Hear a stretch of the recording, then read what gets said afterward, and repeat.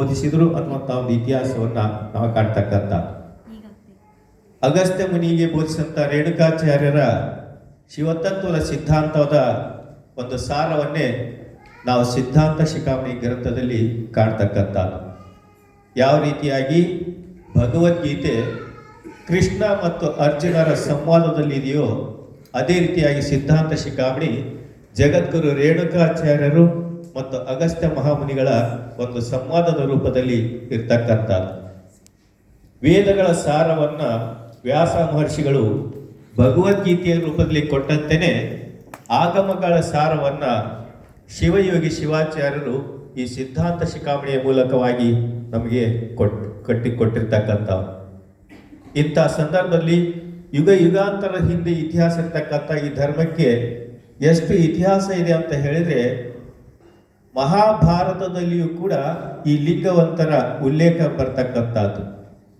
ಯುಧಿಷ್ಠಿರ ದಾನವನ್ನ ಯಾರಿಗೆ ಕೊಡಬೇಕು ಅನ್ನುವಂಥ ಪ್ರಶ್ನೆ ಮಾಡಿದಾಗ ಲಿಂಗವನ್ನ ಧರಿಸಿದಂತಹ ಲಿಂಗವಂತರಿಗೆ ಮತ್ತು ಬ್ರಾಹ್ಮಣರಿಗೆ ದಾನವನ್ನ ಕೊಡಬಹುದು ಅನ್ನುವಂತಹ ಒಂದು ಉತ್ತರವನ್ನ ಭೀಷ್ಮಾಚಾರ್ಯ ಹೇಳಿದ್ದನ್ನು ನೋಡಿದ್ರೆ ಮಹಾಭಾರತದ ಕಾಲದಲ್ಲೂ ಕೂಡ ವೀರಶೈವ ಧರ್ಮ ಲಿಂಗವಂತ ಧರ್ಮ ಇತ್ತು ಅನ್ನೋದಕ್ಕೆ ಸಾಕ್ಷಿ.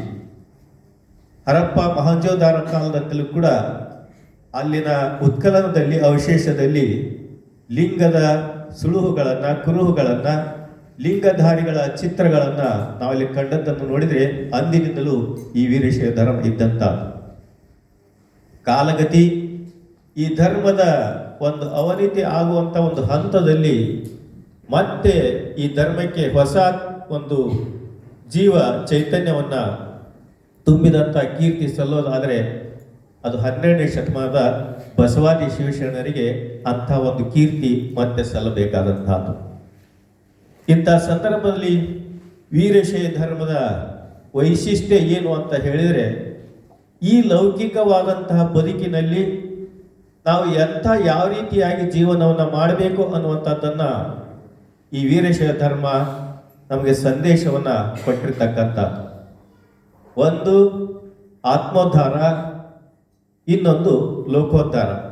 ನಾನು ಉದ್ಧಾರ ಆಗಬೇಕು, ನಾನು ಬದುಕಿ ಬಾಳಬೇಕು, ನನ್ನೊಂದಿಗೆ ಒಟ್ಟು ಸಮುದಾಯವನ್ನು ಕೂಡ ಬಾಳಿ ಬೆಳಗುವಂತೆ ಮಾಡಬೇಕು.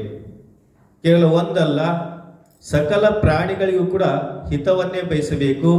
ರೇಣುಕಾಚಾರ್ಯ ಹೇಳುವಂತೆ ಸರ್ವೇಶಾಂ ಹಿತಕಾರಕಂ ಅನ್ನುವಂಥ ಮಾತು, ಬಸವಣ್ಣವರು ಹೇಳುವಂತೆ ಸಕಲ ಜೀವಿಗಳಿಗೆ ಲೇಸನೆ ಬಯಸುವವರು ಕುಲಜರು ಅನ್ನುವಂಥ ಮಾತು.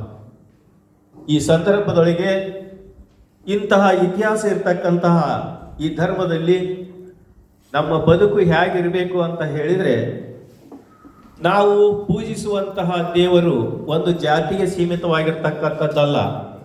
ನಮ್ಮ ಬುದ್ಧಿ ನಮ್ಮ ಜ್ಞಾನ ಹೇಗಿರಬೇಕು ಅಂತ ಹೇಳಿದರೆ ಅದು ಇಡೀ ವಿಶ್ವಕ್ಕೇನೆ ಒಳಿತು ಬಯಸುವಂತಿರಬೇಕು. ಹಾಗಿದ್ದಾಗ ನಮ್ಮ ಧರ್ಮದ ಇತಿಹಾಸವನ್ನು ನೋಡಿದರೆ ಸಂತರು ಶರಣರು ಕೂಡ ಆಗಿ ಹೋದರು, ಆಚಾರ್ಯರು ಆಗಿ ಹೋದರು. ಅವ್ರು ಹೇಳುವಂಥ ಸಂದೇಶ ಏನಪ್ಪ ಅಂದರೆ ಈ ಜಗತ್ತಿನಲ್ಲಿ ಬಾಳಿ ಬದುಕುವುದಾದರೆ